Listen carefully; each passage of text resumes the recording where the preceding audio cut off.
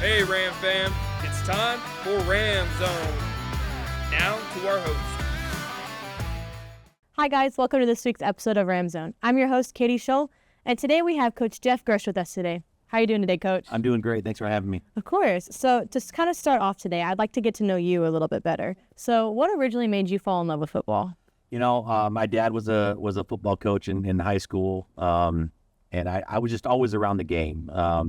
I have a twin brother, and I have a younger brother as well. And like after school was over, my mom would pick us up usually from school and drop us off at the high school when we were young, and just running around and being around those players and those coaches. And I just fell in love with the game. You know, watching the games. You know, when I was little, the whole story you always hear about coaches' kids. I was a ball boy on the sidelines, and it's just something that stuck with me over the years of how many different people I got to watch play the game, then my dad coaching, and being around it so much. And it just it's something that was so important to me all the way through when I got done playing, that I just wanted to continue doing it in the coaching world.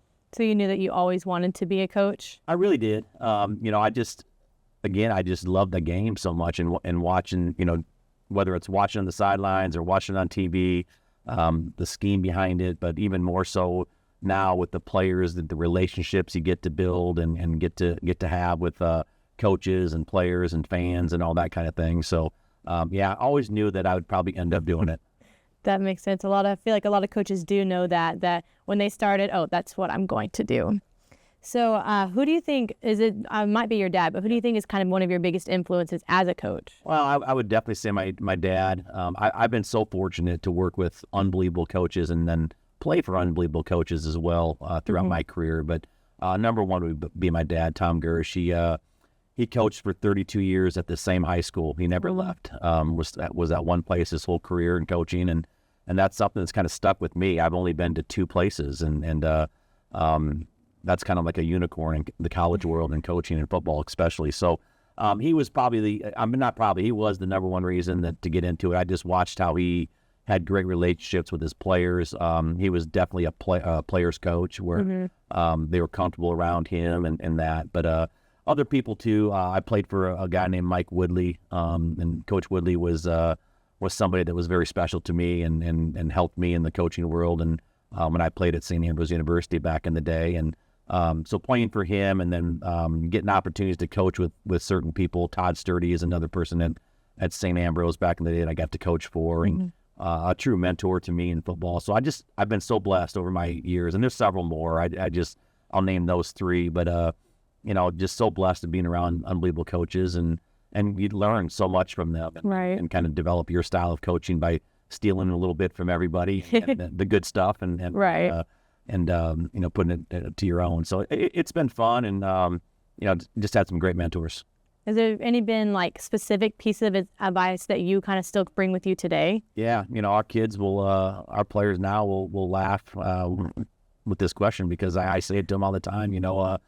I say football it's shaped funny. The ball is.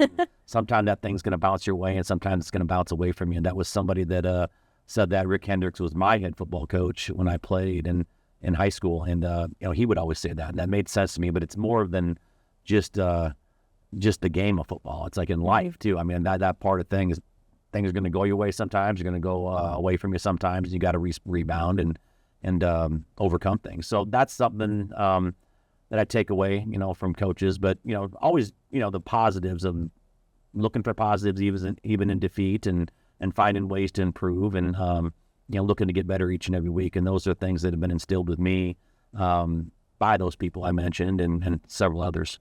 Mm-hmm. So what do you think kind of one of your goals and things when you're trying to look for those positives? How do you kind of connect that to your players? I think you got to have an open mind. You got to, at times I think some coaches out there are looking to be disciplinarians all the time with what they're doing, and they're only looking and address the negative. I think you got to go and catch them doing good. You know what I mean? Mm-hmm. Even if someone's struggling a little bit, catch them doing something good once in a while, and acknowledge that, and find ways to point out successes and wins throughout whether it's the final score of a game or a quarter, a half, whatever you're trying to get accomplished. Find ways to compliment them and show them what they're capable of is the biggest thing I would say. Right. That makes a lot of sense.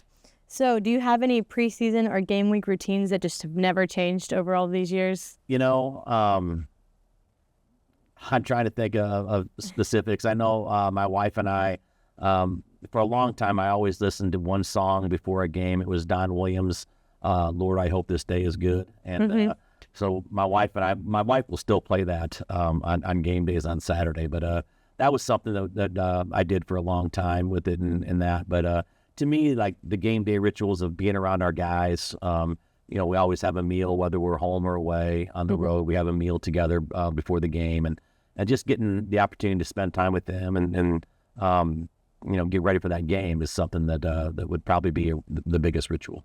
Yeah. So are you very big into your team bonding? We are, and that's something I think you hear a lot in coaching. You hear the term, the culture, structure, and all those types of keywords that pop out. But for me, and most of the time, the people that talk about structure and talk about culture a lot are the schools that don't have it, and they're trying to get that figured out. So, we've earned, what we've done in the sense of we won a lot of football games recently, and it's been by building what we've built, and our kids understand what that expectation is now, and so spending time in the weight room with our guys. We had a group this weekend that went and did paintball and that kind of stuff with their position coach, and all those types of things to try to get them to do things outside of the game of football too. Right. Is something that's important.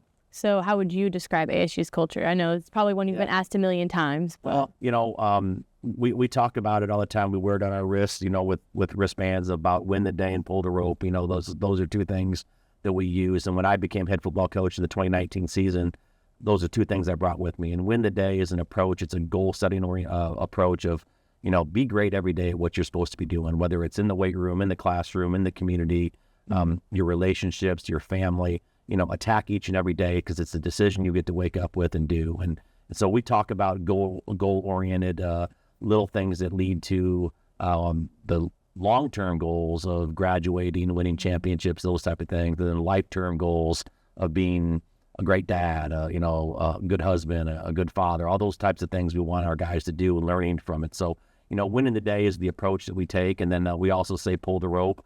And the pull the rope means that we want everybody on the same page, pulling the rope in the same direction and being a good teammate. So that's probably the biggest thing that we started teaching about our culture. It's not about X's and O's and winning games. It's about doing the things right to prepare yourself to be successful. And if you do that, whatever you work towards, whether it's a football game, whether it's a class, whether it's, a job, all those types of things, relationships, if you win the day each and every day working to be great, those things are going to pay off for you. So football to me at Angelo State, we've won a lot of games, not because we're great coaches and we're, all these types of things. We got good players that believe in the same things that we believe in, and that's what the culture has become at Angelo State. I really see that, and I think that's really awesome. So you said that you took over head coach in 2019. I know beforehand you were the defensive coordinator. So how do you think doing that has benefited to you being a head coach? Well, it was huge for me to have the coordinator title and get around our guys. The one thing about that, I spent so much time on the defensive side of the ball before I became head coach that I had way better relationships with those kids, on the defensive side. So getting to know the offensive players was something that we did in practice, and I got a chance to do that. But it just prepares you, as a defensive coordinator or as a coordinator in any role. I think it prepares you for a head coaching position. You kind of, I don't want to say bide your time to get there, but you work towards that goal of becoming a head coach. And having that coordinator role, and the previous school I was a defensive coordinator as well as an assistant head coach, and so understanding what comes along with the head coaching title, because it's not just football. There's so much more. We're sitting here today, right? It's a head coach's role, but you just learn so much about that over your time and growing. I started off as a student assistant, a graduate assistant, into a position coach, and then a coordinator, and then obviously the head coaching position now. So it's been a process, but all those steps along the way has been beneficial to sit in the head coach's chair now and get to be able to run your own program. Right. Would you say that you kind of run the team more defensively because of that background? I would say so. That's been my background as a coordinator, and now I played on offense when I played in college. Really? I was my first opportunity as a coordinator was defense. So, again, worked with great coaches over the years and learned defense from some good ones. And that was my first opportunity as a coordinator, was to be a defensive coordinator. So, yeah, I would say so on that part. I mean, I do understand, though, the big picture of, like, you got to have a great defense, but you better be able to score points too. So I think at times, especially when a head coach is a coordinator on the team, you know, a lot of times I think there's some favoritism that goes into, like, where all the scholarship money goes to and that kind of stuff. You know, you got to be smart and disciplined as a head coach to divide that up correctly and be good as a whole, not just one unit. Right. It is a whole team, not just both sides. Yeah. I get that. So, and we've kind of touched base on this with you being kind of more in the defensive area, but what do you think your specific coaching style and philosophy is behind this? Yeah, I would say it's, man, I want to have fun. I want our guys to have fun. This is a stressful job. It's a hard job for all of our coaches, and it's a challenge for our players. I mean, if you don't love the game of football, I would say this in any sport in college, if you don't love it, it's hard to play it because we're going to ask a lot out of you. So, you know, I want to go to work each and every day and be excited about the people I'm going to be around, whether that's administration, whether that's the athletic department as a whole with the other coaches, you know, our players, my coaches on the staff. I want to enjoy my day because of the people that are in that building and on that roster. And, you know, and that's something I think that I talk to our guys about a lot. You know, that's what you need to do. I mean, that's a life lesson. You surround yourself with great people and you know, enjoy what you do, and you're not going to really work a day of your life. You hear that a lot, but you know, our guys, I think, understand that, and there's challenges. There's days that things don't go well, and you know, again, but it's your opportunity to, you know, get it switched and go back to the win the day approach and mentality, and make that decision to not let something negative turn into something that's long term. So. Biggest thing I'd say is, you know, get around great people, hire great people when you get opportunities to do so. And, you know, us recruiting, that's the same way. That's how we approach recruiting. Get the great people in the building.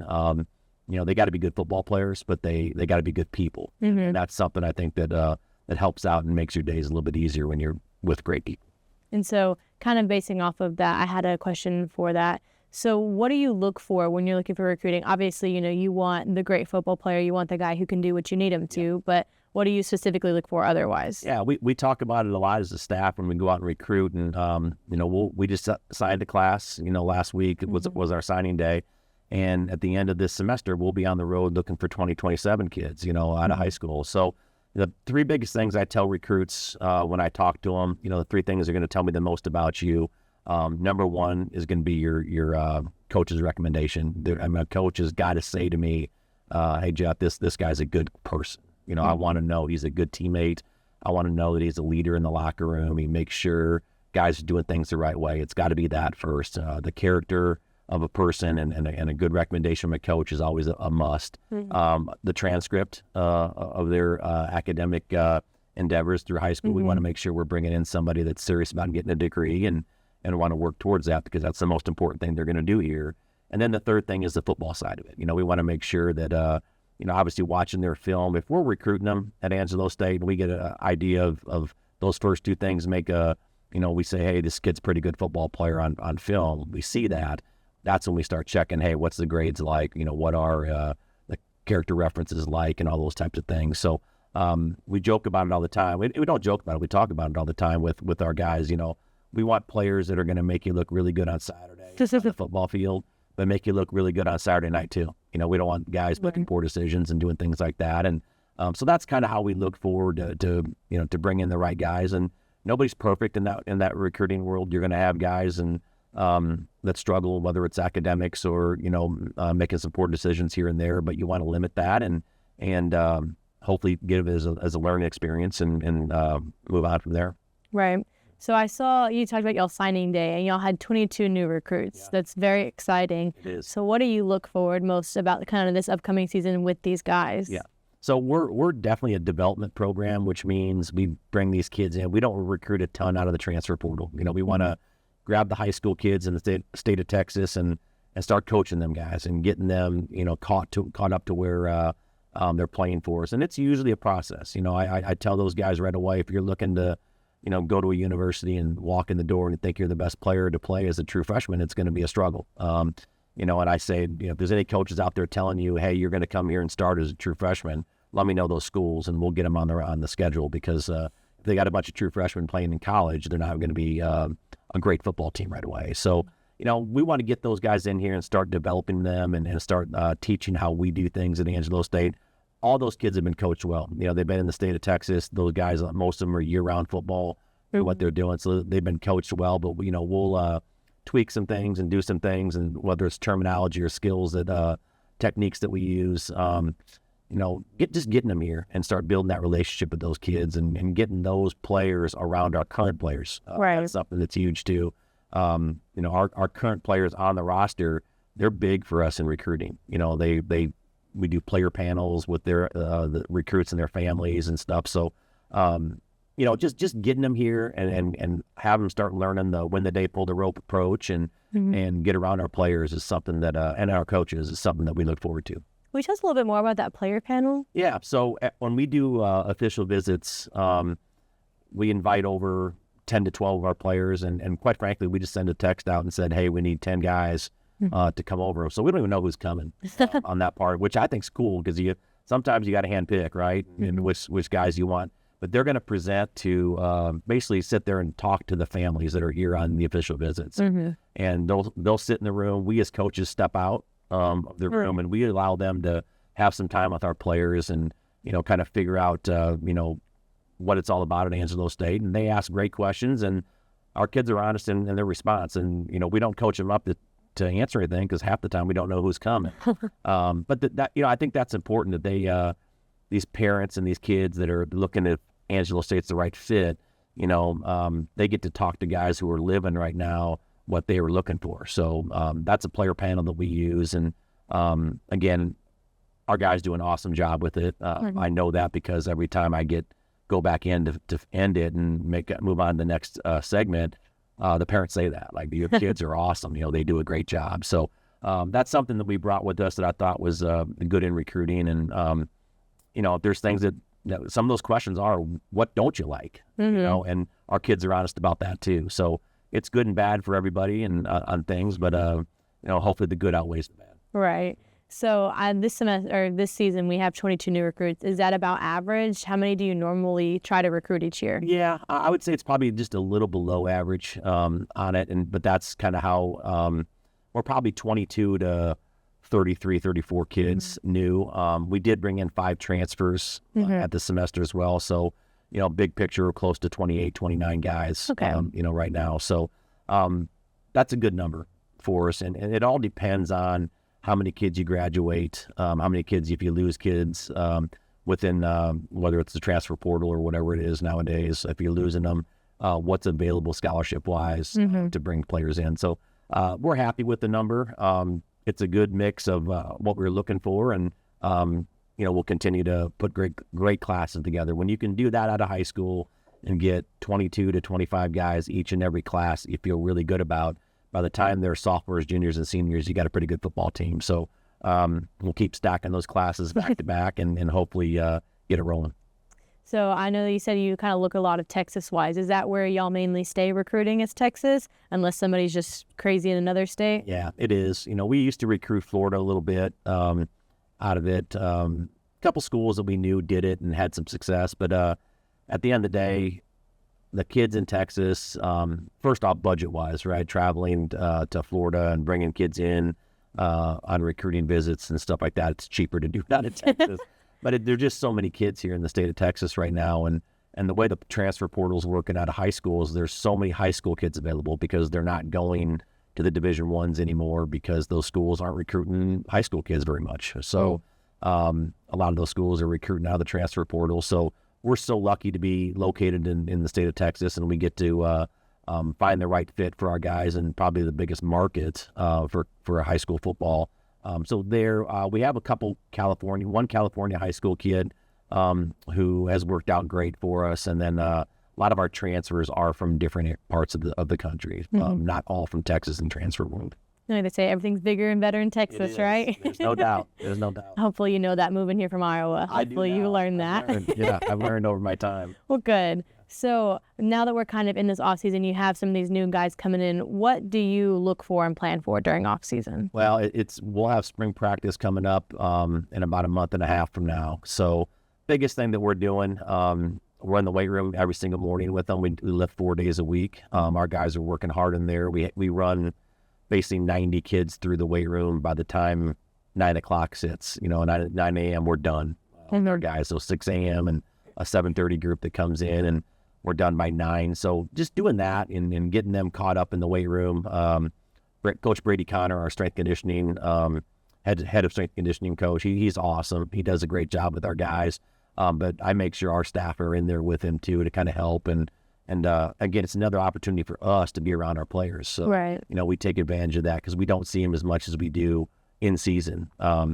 So that's what we're doing right now. We got some coaching hiring to do. I've lost some coaches this term. We lost 3 guys, so both coordinators are gone. So, it's a process of getting all that done as well and getting our players caught up that way too. But it's fun. I talk about surround yourself with great people and letting them work, and that's what we're doing. We're going to hire great staff. Jason Johnson, who's been with me as a receivers coach here for 9 years, has moved in the offensive coordinator role, and he is going to do an awesome job there. Our kids are so fired up for him. He's one of the best human beings you'll be around, and so we're excited about Coach Johnson, and then we're going to hire a couple other coaches outside of that here pretty quick. It's really exciting. It is. So what do you think is most important about the off season? I think it's just continued player development out of that part.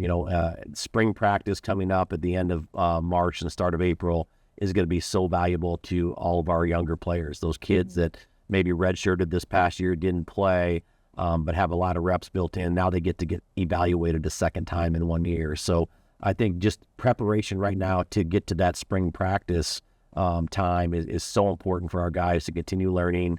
They go out and do a lot of work on their own. They'll go out and do 7-on-7 and throw the ball around, and quarterbacks usually run that session, and O-line and D-line will go out and work against each other and on their own as well. So just the development of our players, continuing to do that and getting them to buy into what we're doing.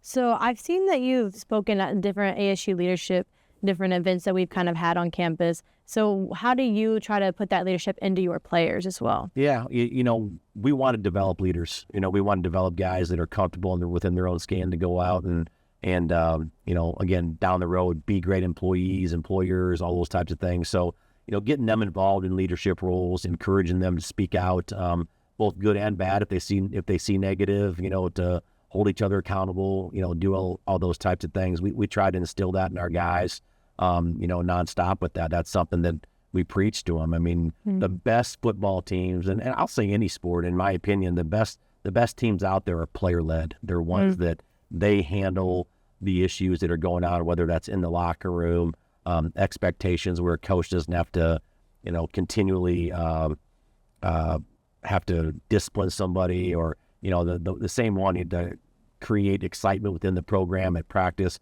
guys that understand that you need to have great motivation throughout the whole week and in practice, and because it gets long. I mean, those hours get long.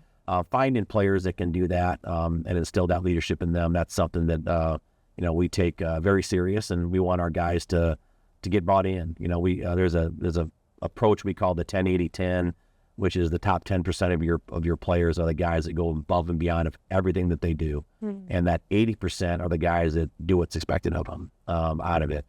Well, that 80% doesn't do anything bad; they just do what's expected. We want to get those 80%ers into that top 10%. The bottom 10% is the groups that aren't doing what they need to be doing.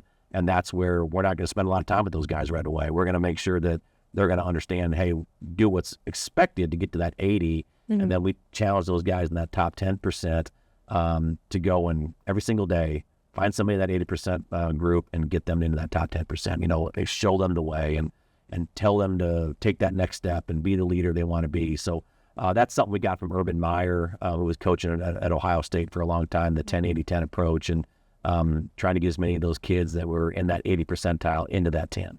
Do you think that's more of your older players who kind of are in that top 10%? No doubt. They older players, not necessarily the ones that are playing the most. It's the guys that have been in the program and understand the expectation of what's there, and being committed to what the program is, and those guys understand it, and they all want to play, but they also want to win, and they want to do things the right way. And that approach is what we love about it. Those guys understand that it's more than about just winning, but those guys are the ones that are usually in that leadership role because of what the expectations are.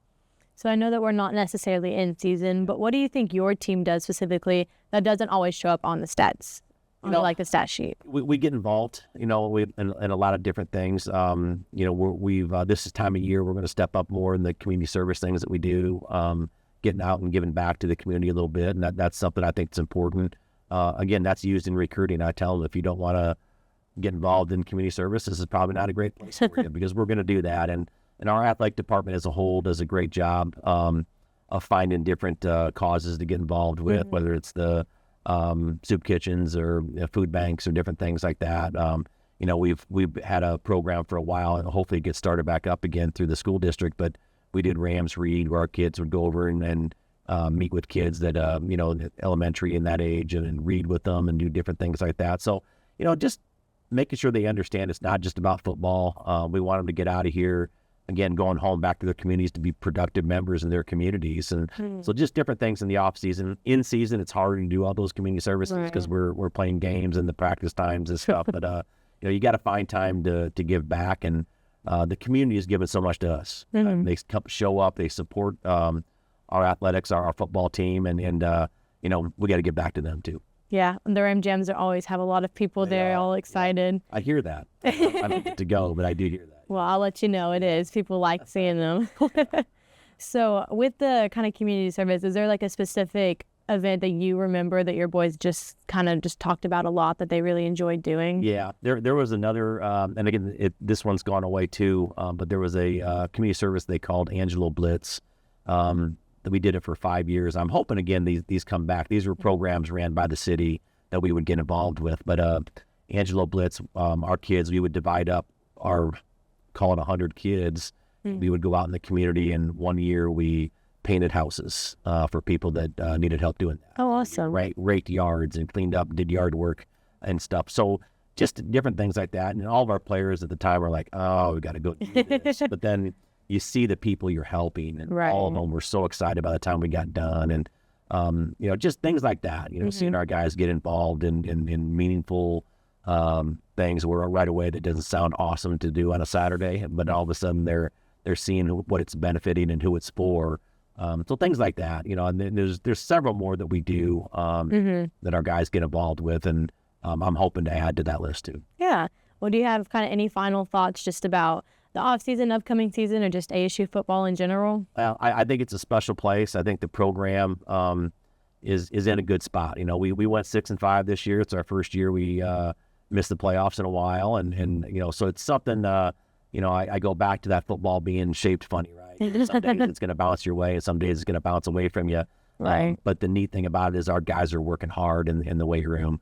They understand what this program's about, and we're going to have a chance to win a conference championship this coming year, but we're going to have to work hard to get there and get kids in the right roles where they're supposed to be and the coaches going. But I'm just excited for what's to come, and I'm so thankful that I'm here at Angelo State. Right, and I think ASU is very thankful for you as well. Thank you.